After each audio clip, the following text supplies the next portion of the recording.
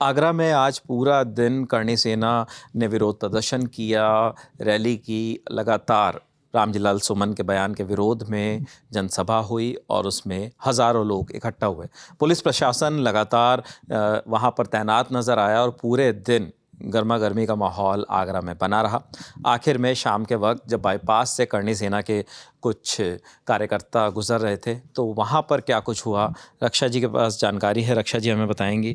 जी रक्षा जी। Bypass से पहले हम एक और घटना का जिक्र कर देते हैं कि जैसे हमने आगरा की बात करी और इसके पहले जो हमने न्यूज़ रूम शूट किया था उसमें हमने लखनऊ में भी बताया था कि फेसबुक पे कुछ बयान वायरल हो रहे थे, जिसके बाद था कि शायद वहाँ पे भी कुछ प्रदर्शन वगैरह हो सकता है, लेकिन वहाँ पे नहीं हुआ। वाराणसी में एक सपा नेता है हरीश मिश्रा, जो बनारस के मिश्रा जी नाम से फेमस हैं, तो उन काफ़ी बार विवादित बयानों के कारण चर्चा में भी रहे हैं। अभी कुछ दिन पहले उन्होंने करणी सेना को लेकर भी एक विवादित बयान दिया था। तो उनका आरोप है कि आज करणी सेना के 2 लोगों ने उन पर हमला किया है, जिसके बाद वहाँ पे जो स्थानीय लोग थे या उनके जो लोग थे उन्होंने उसको पकड़ा, फिर मारपीट की घटनाएं हुई और तमाम ऐसी घटना हुई उनके साथ। इस पर अखिलेश यादव सपा प्रमुख हैं, जिन्होंने ट्वीट किया है। उन्होंने लिखा है कि समाजवादी पार्टी के जुझारू और प्रखर वक्ता व बनारस वाले मिश्रा जी के नाम से लोकप्रिय हरीश मिश्रा पर चाकू से किया गया कातिलाना हमला बेहद निंदनीय है। उनके रक्तरंजित वस्त्र उत्तर प्रदेश में ध्वस्त हो चुकी कानून व्यवस्था की निशानी है। सपा का हर कार्यकर्ता ऐसे हमलों को झेलने की शक्ति रखता है। देखते हैं कि उत्तर प्रदेश की तथाकथित सरकार के क्रियाहीन शरीर में इस घटना के बाद कोई हलचल होती है या नहीं। इसके बाद उन्होंने उनकी एक फोटो भी ट्वीट करी है, जो हम अपनी स्क्रीन पे दिखा देंगे। और जो आप हाईवे वाला बता रहे थे, तो आगरा नेशनल हाईवे पर जब ये लोग वहाँ से निकले हैं, करणी सेना पूरी प्रोटेस्ट जो भी ये लोग प्रदर्शन कर रहे थे उसके बाद, तो पूरा हाईवे जाम हो गया। वहाँ पर कई गाड़ियों को रोकने की कोशिश की गई। तलवारें सुबह से जो लहराए थे वहाँ पे भी यही चीज़ें हुई हैं। तलवारें लहराई गई हैं, डंडे लहराए गए हैं, गाड़ियाँ रोकी गई हैं। हालांकि रैपिड एक्शन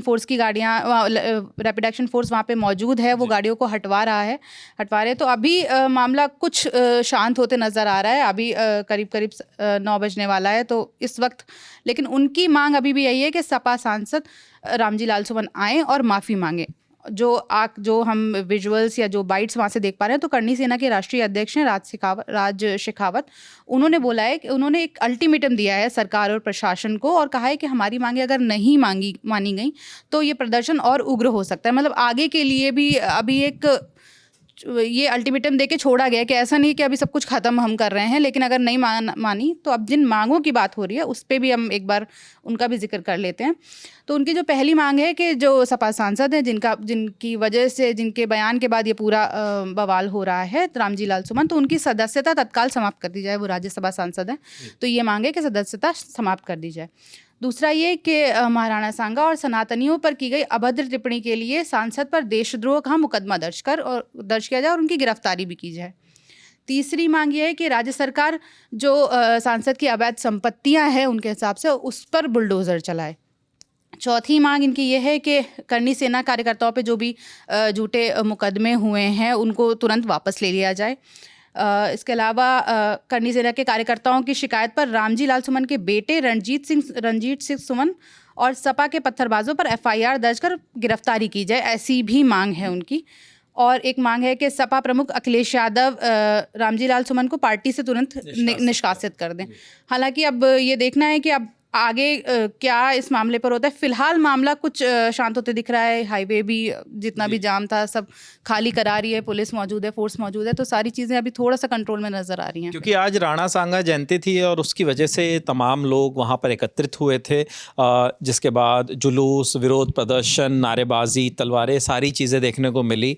हालांकि माफ़ी मांगने की बात कही जा रही है, लेकिन इस बीच रामजीलाल सुमन जो हैं वो दिन भर से उनके बयान आ रहे हैं। वो कह रहे हैं कि हम डरने वाले नहीं, करने वाले हैं। उनकी तरफ से भी अखिलेश यादव का भी सुबह भी बयान आया और उन्होंने कहा कि ये सब लोग बीजेपी से जुड़े हुए हैं। तो इस तरीके की चीज़ें हैं। तो कहीं ना कहीं अभी दोनों ही तरफ से कोई ऐसी बात नहीं कही जा रही है कि ना तो समाजवादी पार्टी की तरफ से ना रामजीलाल सुमन की तरफ से कि कोई माफ़ी मांगने की बात है, और दूसरी तरफ करणी सेना सड़क पर उतरकर अपना विरोध प्रदर्शन दर्ज करा रही है। रामजीलाल सुमन का अभी भी एक बयान है, मतलब सुबह से चल रहा है, तो वो बयान भी हम अपने दर्शकों को सुना देते हैं। विधायक को ज्ञापन दिया, हमें तो ज्ञापन थोड़ी दिया। उन्होंने क्या किया क्या नहीं किया है आप करने वालों से पूछते, हम करने वाले थोड़ी हैं।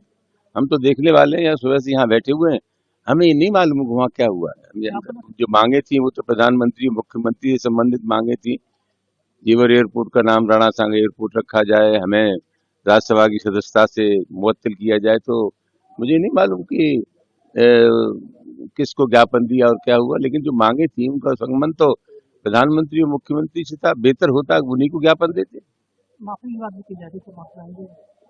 क्या बात करते हैं आप लोग? एक बात नहीं, मैं 100 बार कह चुका जो मुझे कहना था। ये कोई नई बात थोड़ी है। अनावश्यक रूप से लोग इस तरह की बातें क्यों कर रहे हैं? मुझे जो कुछ कहना था सब कह रहे हैं। तो ये लेटेस्ट अपडेट्स थे। आखिर में जो पुलिस प्रशासन है उसने भी थोड़ी और ज़्यादा सख्ती दिखाई और उसके बाद शाम होते होते करणी सेना के जो कार्यकर्ता हैं वो वहाँ से अपने घरों की तरफ लौटने की खबरें हैं। ट्रैफिक जाम हुआ आगरा के पास। फ़िलहाल इस खबर में इतना ही है। जो भी नई जानकारियाँ हमारे सामने आएंगी वो भी हम आपको लल्लन टॉप पर देते रहेंगे। शुक्रिया।